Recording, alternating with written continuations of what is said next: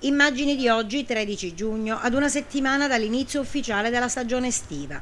Ecco la spiaggia di San Leone ad Agrigento, letteralmente colma di spazzatura, di rifiuti di ogni genere. Da giorni è questo lo spettacolo offerto ai bagnanti, anche turisti, che affollano l'Arenile per la prima tintarella della stagione, complice peraltro il gran caldo degli ultimi giorni.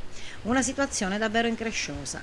Siamo a metà giugno ed ancora non è partita la pulizia non solo ordinaria, ma neanche quella straordinaria delle spiagge, a cui provvedono ogni mattina alcuni titolari degli arenili. Un problema importantissimo è presente penso soltanto qui ad Agrigento in maniera così forte.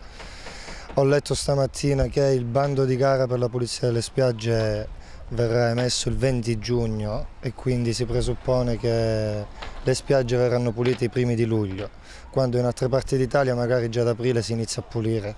Una organizzazione normale consentirebbe questo. Noi provvediamo a pulire con le mani e con i nostri mezzi quello che possiamo, però per il resto si aspetta una mano dal comune anche al più presto, perché come vedete le spiagge sono piene e non si può aspettare luglio per avere la spiaggia pulita.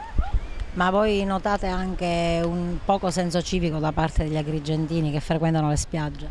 Il poco senso civico c'è, però posso dire che rispetto agli altri anni stiamo migliorando. Io vedo gente che raccoglie con il sacchettino le proprie cose e le va a buttare e noi proprio per questo siamo forse il primo stabilimento che dalla settimana prossima avrà una raccolta differenziata qui che permetterà di avere degli sconti al bancone, quindi per venire a consumare. Chi raccoglie tutta la sua roba e la porta nel cestino avrà uno sconto poi al bancone per consumare, in maniera tale che incentiviamo a mantenere pulito ciò che dovrebbe essere pulito, che adesso non lo è.